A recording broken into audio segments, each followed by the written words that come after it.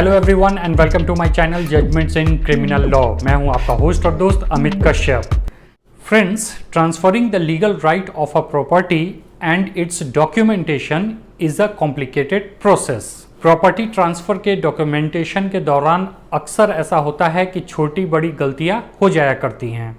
तो आज इस वीडियो में मैं आपको बताऊंगा कि अगर आप कोई भी डीड एग्जीक्यूट कर रहे हैं और उसमें कोई माइनर मिस्टेक हो गया है, like typing mistake, spelling mistake, तो फिर कानूनन उस मिस्टेक को सुधारने का क्या उपाय है। अगर आपको मेरा यह वीडियो पसंद आए तो उसे लाइक करना ना भूलें and if you are new on my channel then don't forget to subscribe my channel and press the bell icon to get all the latest notifications of my new videos. So let's start this video.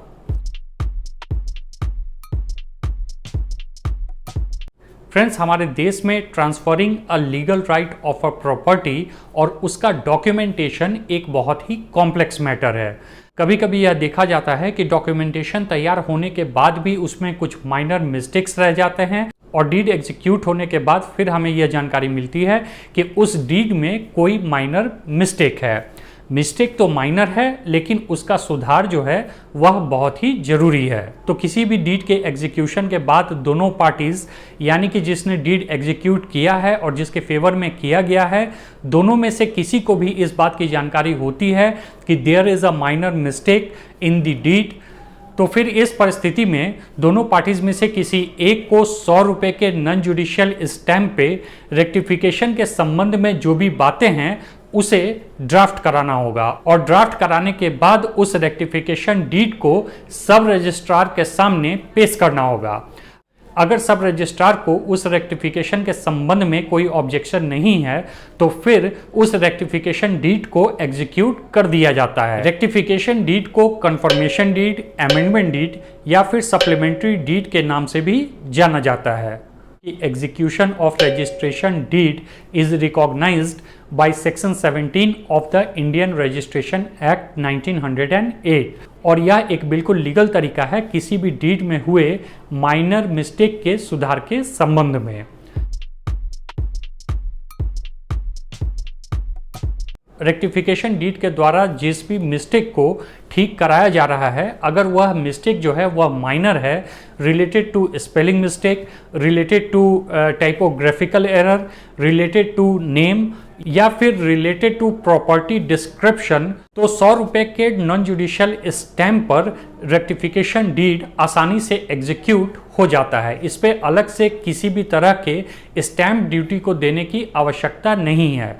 अगर error जो है वह काफ़ी minor है तो फिर इस परिस्थिति में किसी भी विटनेस की भी ज़रूरत नहीं पड़ती है। लेकिन अगर सब रजिस्ट्रार को यह लगता है कि रेक्टिफिकेशन डीड के द्वारा कैरेक्टर ऑफ ट्रांजैक्शन को चेंज किए जाने की कोशिश की जा रही है तो फिर इस संबंध में वह रेक्टिफिकेशन डीड को रजिस्टर करने से मना कर सकता है या फिर अलग से स्टैम्प ड्यूटी की भी मांग कर सकता है। अब आपको एक एग्जाम्पल के तहत मैं इस पूरी बात को समझाने की कोशिश करता हूं। सपोज दो कॉलोनीज हैं, कॉलोनी ए और कॉलोनी बी। कॉलोनी ए का जो सर्किल रेट है वह कॉलोनी बी के सर्किल रेट से ज्यादा है। सर्किल रेट का मतलब होता है the minimum value of the property that has been fixed by the government. अब एक हाइपोथेटिकल सिचुएशन लेते हैं कि एक व्यक्ति जो है वह कॉलोनी ए में एक प्लॉट खरीदता है, लेकिन एग्जीक्यूशन के दौरान सेल डीड में कॉलोनी ए के जगह कॉलोनी बी गलती से लिखा जाता है। इस परिस्थिति में कॉलोनी बी के सर्किल रेट के अनुसार जो भी स्टैम्प ड्यूटी बनता है वह देय होगा। लेकिन बाद में अगर रेक्टिफिकेशन डीड में गलती दिखाते हुए कॉलोनी बी को कॉलोनी ए करना होगा then it will change the character of transaction, क्योंकि जो स्टैम्प ड्यूटी दी गई है वह तो कॉलोनी बी के सर्किल रेट के अनुसार दी गई है। अब अगर रेक्टिफिकेशन में गलती दिखाकर कॉलोनी ए लिखा जा रहा है तो फिर इस परिस्थिति में सब रजिस्ट्रार या तो रेक्टिफिकेशन डीड को रजिस्टर करने से मना कर सकते हैं या फिर कॉलोनी ए के सर्किल रेट के अनुसार जो स्टैम्प ड्यूटी दे होगा वह उसकी मांग कर सकते हैं। लेकिन अगर रेक्टिफिकेशन डीड सिर्फ माइनर मिस्टेक को सुधार करने के संबंध में है तो फिर इस परिस्थिति में सिर्फ 100 रुपए के नॉन जुडिशियल स्टैम्प पेपर पे रेक्टिफिकेशन डीड जो है वह एग्जीक्यूट हो जाएगा। इसके लिए अलग से किसी भी तरह के स्टैम्प ड्यूटी की आवश्यकता नहीं है।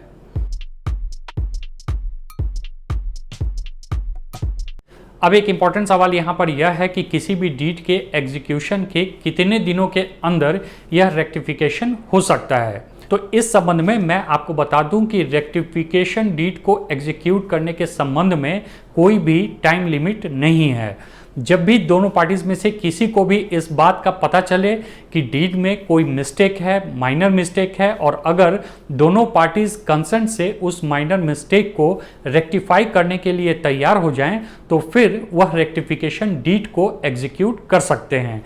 इसके लिए कानून के द्वारा कोई भी टाइम लिमिट नहीं रखा गया है।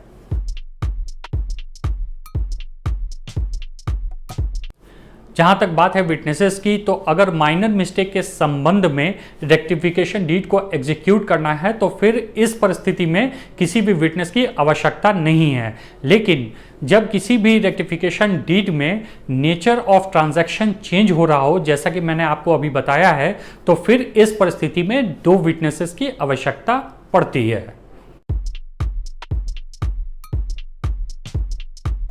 अब हमारे लिए एक इम्पॉर्टेंट समझने वाली बात यह है कि किसी भी डीड के एग्जीक्यूशन के बाद वह कौन से ग्राउंड हैं जिसके आधार पर पार्टीज जो हैं वह रेक्टिफिकेशन डीड एग्जीक्यूट नहीं कर सकते हैं। तो इस संबंध में पहला जो ग्राउंड है वह यह है कि अगर रेक्टिफिकेशन डीड के द्वारा basic nature of transaction change करने की कोशिश की जा रही है, तो फिर इस परिस्थिति में रेक्टिफिकेशन डीड जो है वह एग्जीक्यूट नहीं किया जा सकता है। सपोज गिफ्ट डीड या फिर रिलिंक्विशमेंट डीड एक बार एग्जीक्यूट हो गया, then it cannot be revoked. Gift deed या फिर रिलिंक्विशमेंट डीड के रिवोकेशन के बहुत ही लिमिटेड ग्राउंड्स हैं, और अगर उस ग्राउंड पे उस डीड्स को चैलेंज किया जाता है then only it can be revoked. अब इस संबंध में आप ऐसे समझें कि अगर गिफ्ट डीड और रिलिंक्विशमेंट डीड जिसके फेवर में एग्जीक्यूट किया गया है, यानी कि जो भी बेनिफिशियरी है, अगर उसके नाम में कोई मिस्टेक है, फादर नेम में कोई मिस्टेक है, स्पेलिंग मिस्टेक है, तो वह सारे माइनर मिस्टेक्स जो हैं वह रेक्टिफिकेशन डीड के द्वारा सुधारे जा सकते हैं।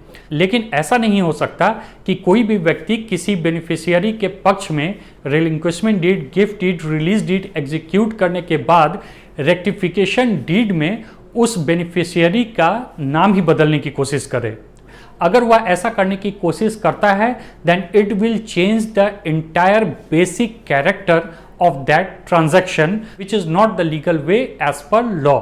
इस तरह का या इस तरह का कोई और प्रयास अगर रेक्टिफिकेशन डीड के द्वारा किया जाता है जिससे कि basic character of transaction change होता है, then it is not allowed and rectification deed cannot be executed.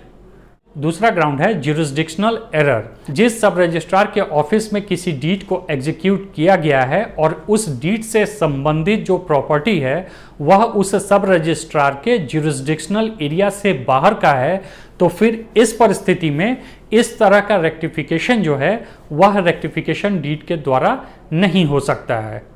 इसलिए इस बात पर बहुत ध्यान देने की ज़रूरत है कि जब भी कोई डीड आप एग्जीक्यूट कर रहे हैं, उस डीड से संबंधित जो भी प्रॉपर्टी है, कहीं वह प्रॉपर्टी उस सब रजिस्ट्रार के ज्यूरिसडिक्शनल एरिया से बाहर का तो नहीं है। अगर ऐसा है तो फिर इस संबंध में सुधार जो है वह रेक्टिफिकेशन डीड के द्वारा भी नहीं हो सकेगा। इसलिए जब भी आप मेन डीड एग्जीक्यूट कर रहे हैं तो सब रजिस्ट्रार के ज्यूरिसडिक्शन के संबंध में आपको बहुत ही सावधानी बरतने की आवश्यकता है।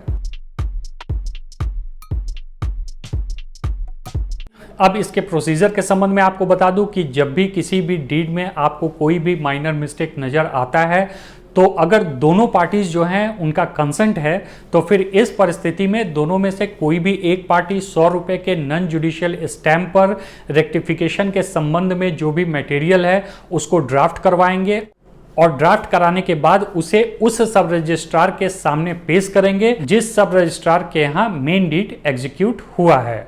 अगर माइनर रेक्टिफिकेशन है तो फिर किसी भी विटनेस की आवश्यकता नहीं है, लेकिन अगर कोई मेजर रेक्टिफिकेशन है तो फिर 2 विटनेसेस की आवश्यकता होती है। रेक्टिफिकेशन डीड को एग्जीक्यूट कराने के लिए दोनों पार्टीज और अगर कोई विटनेस हैं तो उनको अपने अपने आइडेंटिटीज अपने साथ रखने होते हैं। अगर सब रजिस्ट्रार को कोई ऑब्जेक्शन नहीं होता है तो रेक्टिफिकेशन डीड एग्जीक्यूट कर दिया जाता है और 1 सप्ताह के अंदर आपको उसकी कॉपी भी प्राप्त हो जाती है।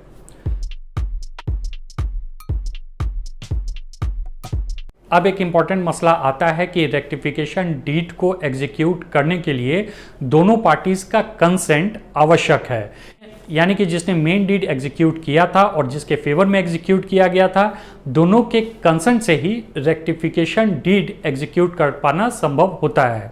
अब मान लीजिए कि किसी भी डीड के एग्जीक्यूशन के बाद यह पता चलता है कि उस डीड में कुछ माइनर मिस्टेक्स हैं।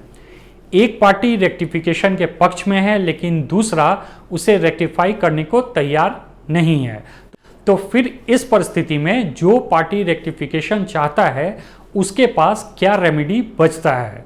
तो पहला पार्टी जो है वह section 26A of the specific relief act 1963 के अंतर्गत दूसरे पार्टी पे केस कर सकता है और फिर जुडिशियल ऑर्डर के द्वारा मेन डीड में रेक्टिफिकेशन करा सकता है। आशा करता हूं मेरा यह वीडियो आपको इंफॉर्मेटिव लगा होगा और पसंद आया होगा। Thanks for watching.